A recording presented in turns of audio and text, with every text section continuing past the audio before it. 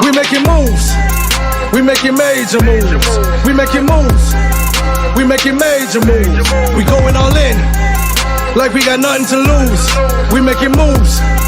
We making major moves.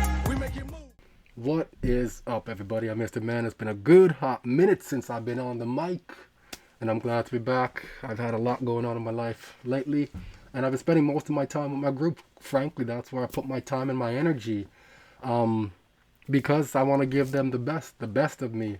But I want to drop some knowledge here for you guys here. There's a lot of people here that follow the news, follow the what's happening, and they get their emotions into what's happening. And quite frankly, what's happening involves you because you're a part of it, but it doesn't involve your opinion in what's happening at all. All you gotta do is what we all know the saying to do, but not many people actually do it. And what is that? Follow the money. So I'm gonna create this path for you to follow right now, okay? Check this out. The United Arab Emirates says it will invest up to $70 billion in Canada's economy. The news comes on the final day of the Prime Minister's visit to the Gulf state, with Mark Carney having been there for 2 days. And this morning, the PM and UAE leaders signed a framework investment agreement which will see the Emiratis put billions into Canada's critical minerals, ports, energy, and AI, although no timeline has been announced for that investment. Chief Political Correspondent David Aiken is traveling with the Prime Minister and has more from Abu Dhabi. Ever since Mark Carney became Prime Minister 7 months ago, Canadian foreign policy has been almost exclusively trade policy. And Carney's time here in Abu Dhabi was a great example of that. It's been over 40 years since a Canadian Prime Minister has visited the United Arab Emirates. A lot has changed over that period of time. This is one of the wealthiest and one of the most dynamic economies in the world. And Carney has completed 2 key initiatives on this visit. First, work will start on a Canada-UAE foreign investor protection agreement. This will unlock tens of billions of dollars in investment between our 2 countries. Second, the 2 countries will work on a comprehensive economic partnership agreement. A landmark agreement that will cut tariffs, remove red tape, expand market access, lower costs for our exporters. A former UAE ambassador cheered the news. Well, the UAE is probably one of the top 20 foreign investors in Canada over the past few decades. And, frankly, they've been willing to do more. And it's the Canadian side that for the last 10 years hasn't made the UAE a priority. So it's very good to see the Prime Minister visit the UAE very early in his mandate. Okay, so I recognize I had all this on mute while I was doing it. So, Prime Minister Mark Carney and His Highness Sheikh Mohammed bin Zayed Al Nahyan, President of the UAE, met on November 20th in Abu Dhabi to advance bilateral ties and set clear priorities for trade and investments. This historic meeting, the first of the leader level in over 40 years, as we heard in that global news? Global news. Yeah. Underscores a shared commitment to promoting prosperity, stability, and security through concrete action. How is that being done? They're gonna eliminate red tape and then reduce and/or eliminate tariffs. How does that happen? How do they bypass the U.S. currency? How do they bypass U.S. altogether for that to happen? And to understand that, we gotta go back in the day. All right, FNA, making the financial system safer and more efficient. Let's go right down to the bottom, okay? Right, what does that say?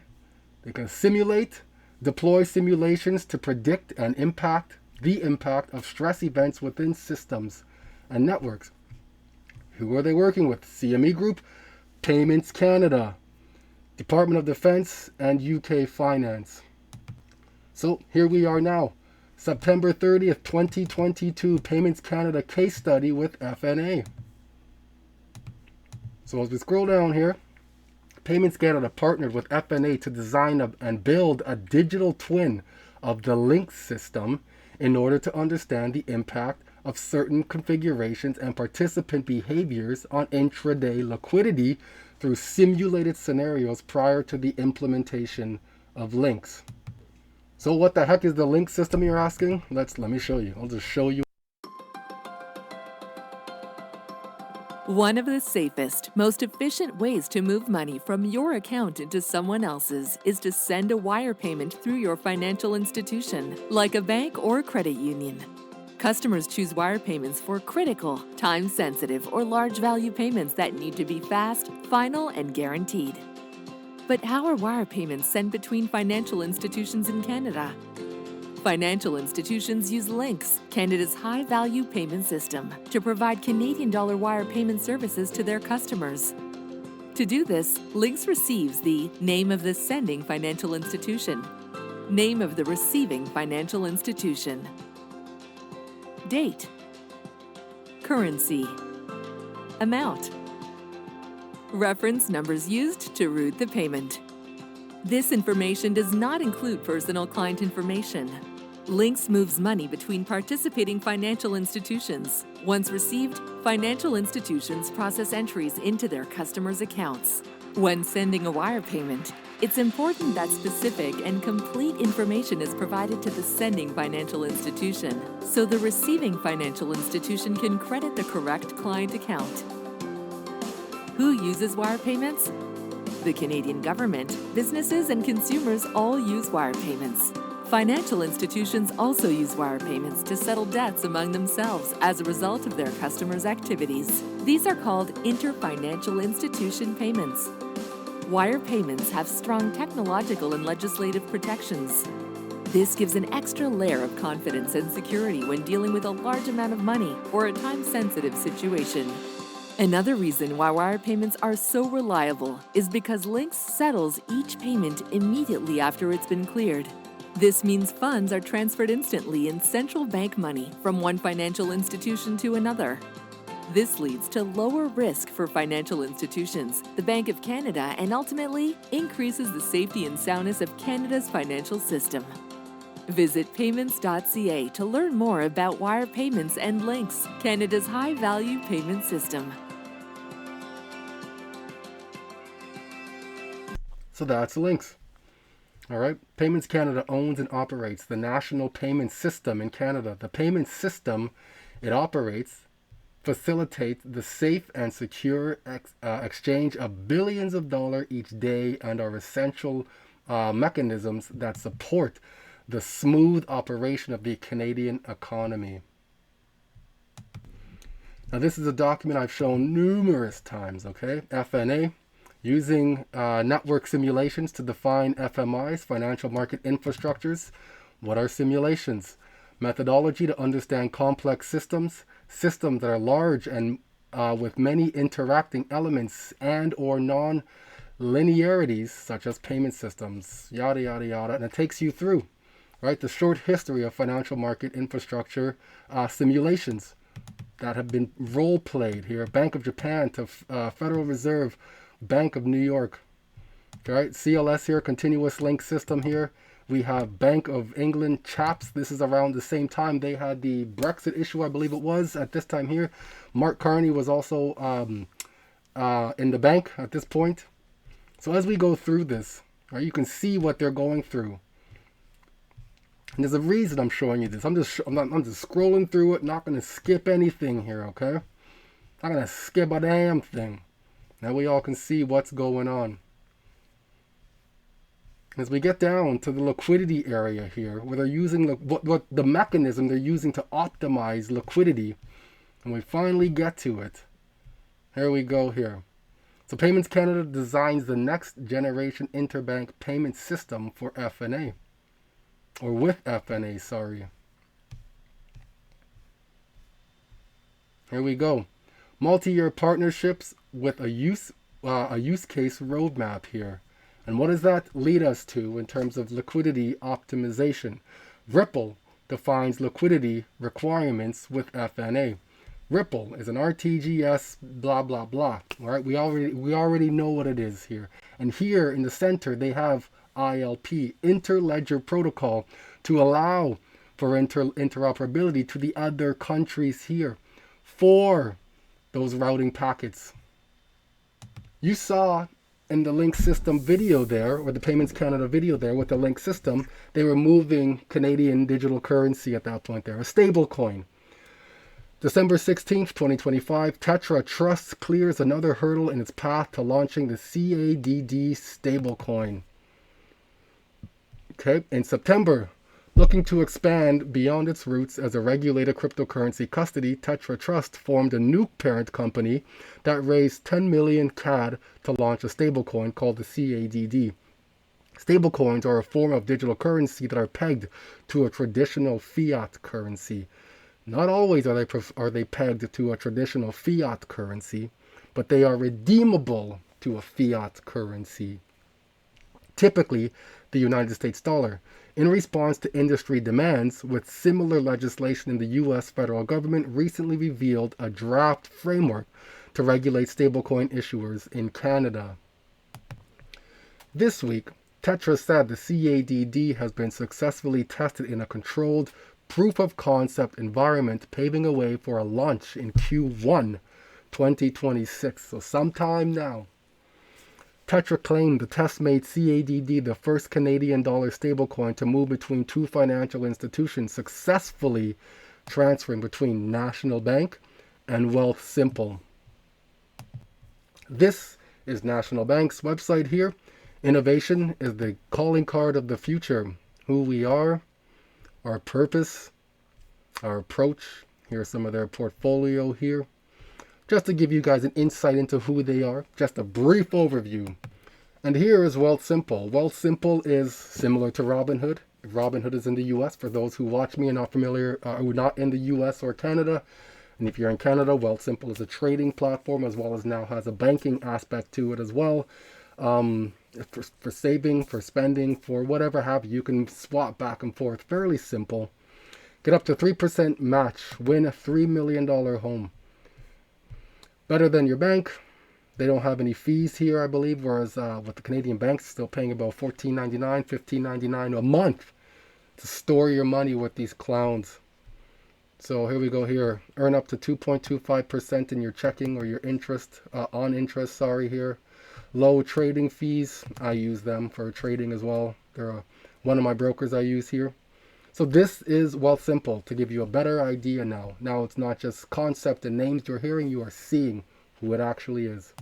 So why does any of this mean anything? So what? Canada has a new high value payment system, HVPS. Why does it matter that Mark Carney's gone over to the Middle East at this point here? Why does it matter that Mark Carney said this? Mine is the first visit of a Canadian Prime Minister to China in nearly a decade. The world has changed much since that last visit. And I believe the progress that we have made in the partnership sets us up well for the new world order. So he's talking about China there. So why is China relevant? Why does any of that even matter? Why it matters? Because we're talking about the UAE or Saudi Arabia or the Middle East. Saudi Arabia is actively shaping a new world order through a strategy of multi-aligned balancing its traditional U.S. alliance with growing ties to China. Right? If you don't see that here, China, Russia, and the global south. What is that? Brazil, Russia, India, China, South Africa. Boom, we have the BRICS right there. While diversifying its economy vision 2030, leading regional diplomacy, Saudi, Iran rapprochement, and asserting itself as a key player in a shifting multipolar world, moving beyond sole reliance on the West for security and influence. Why does any of that even matter? The UAE's financial services sector can project mBridge, accelerate digital transformation. What the hell is an mBridge? The Central Bank of UAE, CBUAE, has successfully launched the Project mBridge Minimum Viable Product platform for early adopters. So essentially what I'm doing right now is breaking down for you guys and showing you, don't follow the noise, follow the money.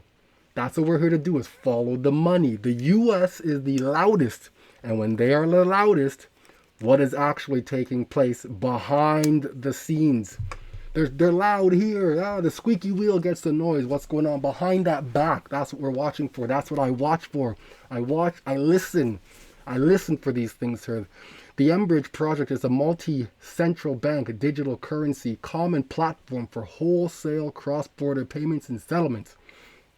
The technology can help economies and support international trade and cooperation outside the MENA region. The aim of the project is to facilitate efficient, low-cost, and instant cross-border payment settlements in central bank money.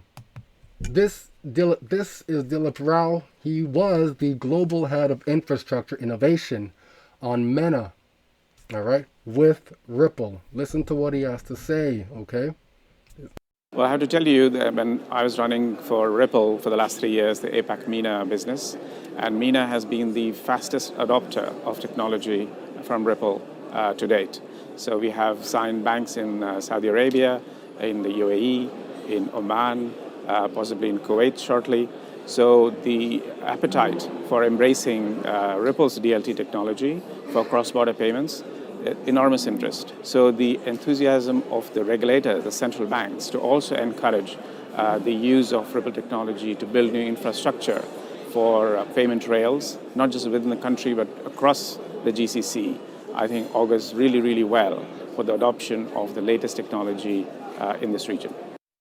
Perfect. So we're talking about mBridge, we're talking about Canada, we're talking about Middle East, mBridge in the middle here for a multi-CBDC platform here.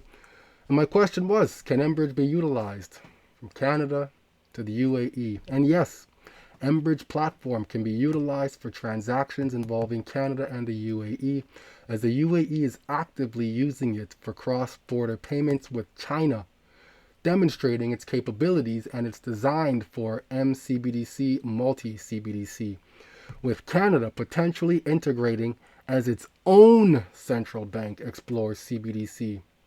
But direct widespread Canadian commercial use depends on Bank of Canada and regulatory steps for integrating within this multi-jurisdictional DLT system, DLT, distributed ledger technology.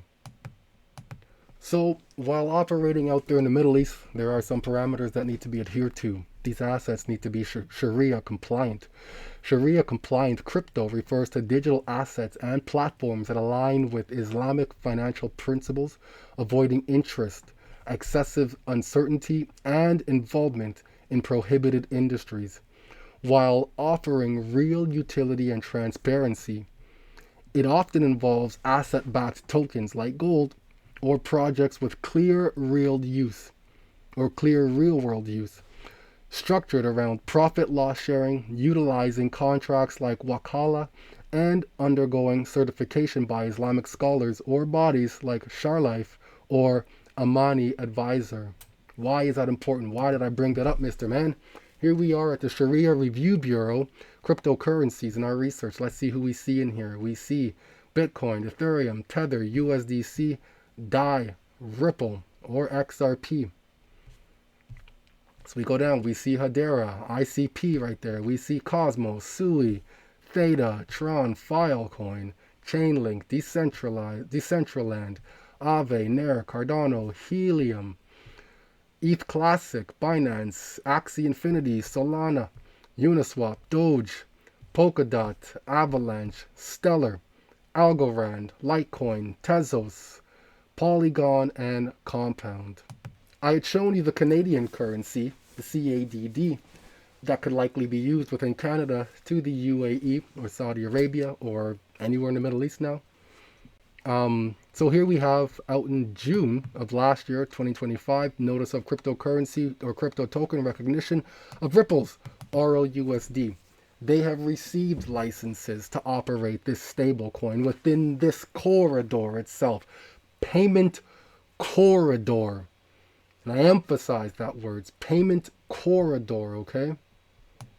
So while everybody's focusing on all the noise and the terms, the New World Order, I'm focusing on the payment corridor. And this is what I'm showcasing to my group. I teach them, well, they're already, familiar with following the money, but there is a lot of noise out there and it can be hard to follow that money. So I keep a level head and I help people see what can be hard to see, because we each have our focus and we each have our specialty. And I'm learning my specialty is legitimately following the money. So with that being said, I want to leave y'all with this. Congratulations. Y'all made it inside the house. You did good. All right, this is what's up. You can live here, you can record here, you can be bad boy artists here. But if you want to do it, first y'all gotta walk to Queens and get me a sugar cookie. A sugar cookie, man. This is crazy. We out. Come on, man. Bad boy. A sugar cookie, man. Look, this is not what I got in the music business to be doing, to be a sugar cookie getter. I'm a rapper. Who are the 5 best rappers of all time? Think about it. Dylon, and Dylon. Because I spit hot fire. So with that, I hope you guys found value in this session here. Keep your ears open, keep your eyes open. Don't listen to the media in terms of what they're telling you is going on. There's issues with Greenland right now. There's issues with Venezuela right now. There's things happening in the UAE and Middle East right now. Follow the money.